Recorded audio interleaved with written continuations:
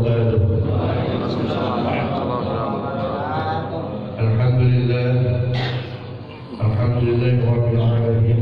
Wassalatu wassalamu ala asyrofil anbiya'i wal mursalin wa ala alihi wa ashabihi ajma'in. Amma ba'd. Hadirin rahimakumullah, muliakan Allah Subhanahu wa taala.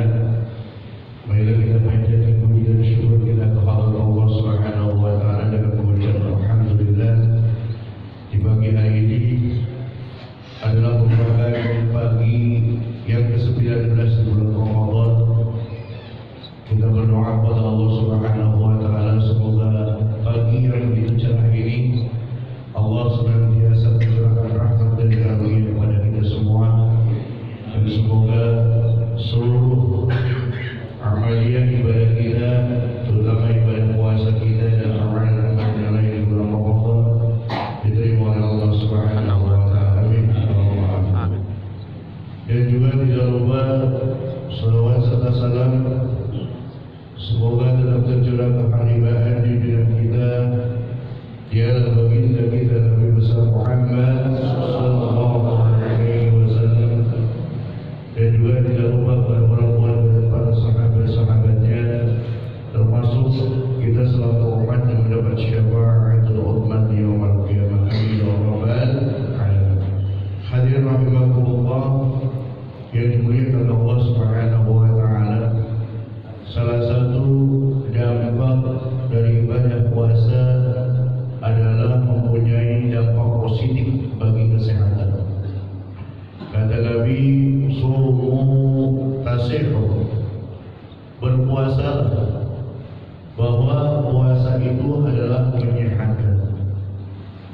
Mengapa berpuasa menyehatkan? Karena kalau diibaratkan bahwa di dalam tubuh kita ini ada yang namanya alat-alat pencernaan, yang mana alat-alat pencernaan ini adalah merupakan mesinnya dalam tubuh kita untuk memproses berbagai makanan yang kita makan, sehingga makanan itu sampai menghasilkan sari-sari makanan dan juga menghasilkan energi. Diibaratkannya ini adalah sebuah mesin. Kalau sebuah mesin diporsir terus tanpa ada hentinya, maka mesin-mesin itu banyak yang rusak, termasuk onderdilnya. Maka di bulan Ramadan ini, melalui ibadah puasa, mesin-mesin yang merupakan penggerak pencernaan kita di dalam tubuh kita, sementara ini tidak terlalu diporsir makanannya, hanya dia makan ketika sahur, kemudian dia makan dan minum ketika berpuasa. Lain dengan tidak berpuasa. Kalau tidak berpuasa, hampir setiap jam, bahkan tiap menit kita minum, makan dan sebagainya. Sehingga kalau benda atau mesin sudah dipakai, maka itu akan menjadi rusak. Nah, melalui ibadah puasa, hari pertama, mungkin hari kedua, ketiga, itu kita akan merasakan.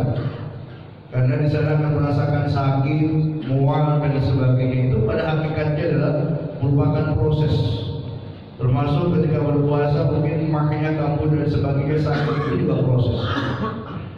Bahkan dalam dunia medis, ya, ada seorang pelopor pencetus, ya, pencetus ilmu kedokteran yang disebut dengan Ibnu Sina, atau diplesetkan kalau orang-orang barat itu Avicenna. Padahal Ibnu Sina itu adalah merupakan ilmuwan Islam yang pertama kali menemukan tentang penyakit-penyakit atau dunia kedokteran.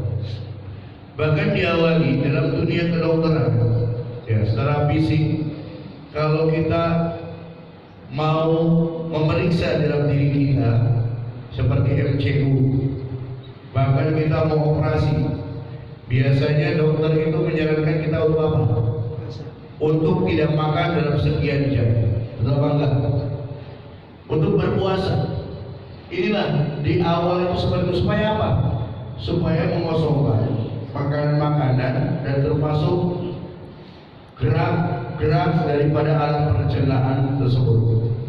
Maka udah pasti di dunia kedokteran itu dipakai sebelum kita mengadakan operasi atau medical check up untuk melihat seluruh penyakit kita. Itu hebatnya Islam ya, bahwa dengan puasa ternyata dalam dunia kedokteran itu bisa memberikan sumbangsi untuk dalam kesehatan. Itu secara fisik. Bagaimana secara batin? Ini pun dapat menyehatkan kita semua secara batin, karena salah satunya berpuasa itu adalah menahan hawa nafsu. Ketika ada dialog dalam diri kita itu ada nafsu dan akal. Ketika ditanya oleh Allah nafsu, wahai nafsu, man ana wa man anta, siapa aku dan siapa kamu? Nafsu menjawab, ana, anta. Kamu, saya.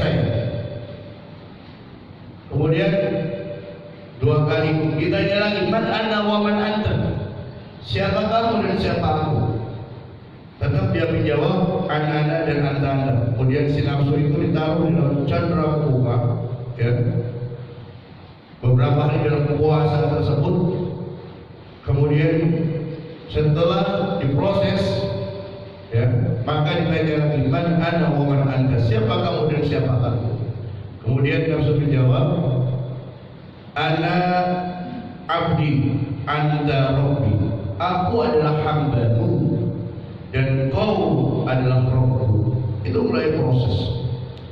Nah, ini adalah merupakan salah satu proses yang harus kita miliki dalam berpuasa untuk meningkatkan kerohanian kita kepada Allah Subhanahu wa taala.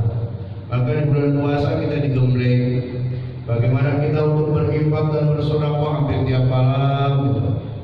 Bagaimana kita untuk melaksanakan salat tahajud walaupun hanya 2 rakaat, salat berjamaah.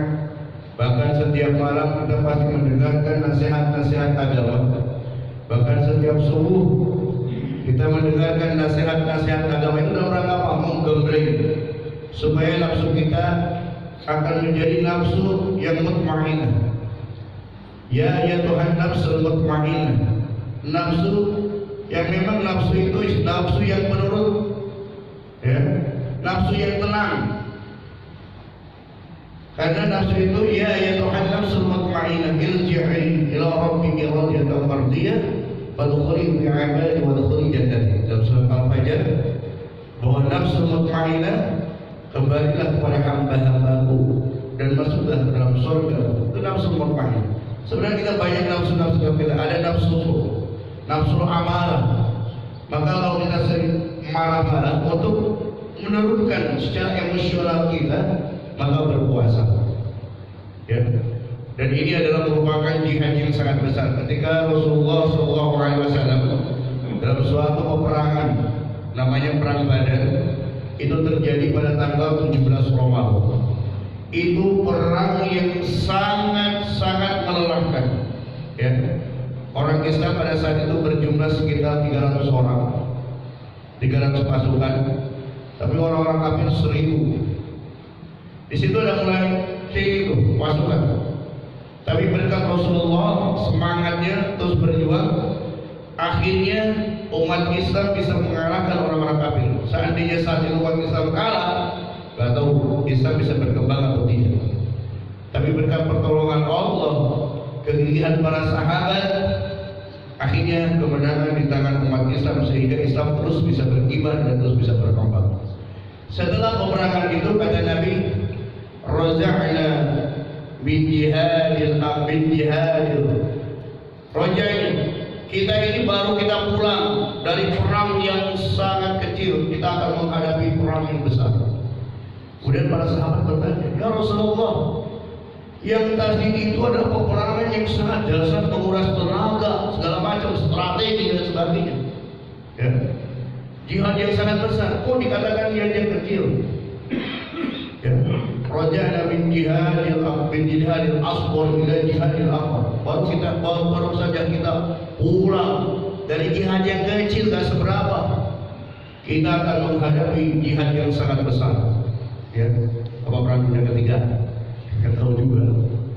Kemudian sahabat bertanya, ya Rasulullah, jihad apa yang sangat besar kaget? Kata Nabi, jihadun nafsi, perang melawan hawa nafsu. Karena kalau hawa nafsu secara emosional tidak bisa kita kendalikan, maka itu akan berbahaya, bisa menyebabkan peperangan yang lebih dahsyat, peperangan yang lebih besar. Mungkin apa yang terjadi saat sekarang ini, kalau dibayangkan sekarang Rusia melawan Ukraina, padahal di belakangnya ada NATO dan sebagainya. Itu kan kalau tidak bisa ditahan kemarahan seorang Vladimir Putin, Rusia dengan dia punya bom nuklirnya gitu, bisa membom negara-negara Eropa dan Barat. Ini bisa menyebabkan perang yang sangat besar, bukan hanya Rusia dengan Ukraina, bukan hanya Rusia dengan NATO, tapi ini bisa terjadi peperangan dunia ketiga seperti Rusia yang merasakan peperangan dunia kedua. Mas Benta mungkin ya? Enggak. Tahun berapa itu ya? Perang dunia ketiga yang sangat dahsyat. Itu bisa terjadi peperangan dunia dengan sekarang yang lebih heboh, ya, dengan modern. Kalau dulu aja bom Hiroshima dan Nagasaki ketika dibombardir ketika oleh sekutu, sehingga sekutu ya membombardir Jepang, dia pulang ke sana Indonesia merdeka. Apalagi sekarang dengan nuklirnya, tinggal trap bom nuklir. Apa kata Rusia?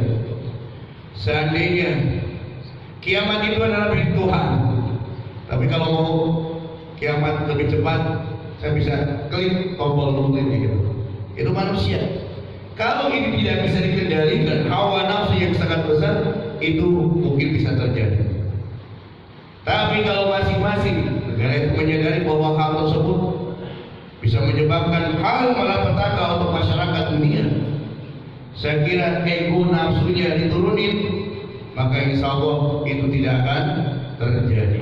Termasuk apa yang terjadi saat sekarang ini gitu.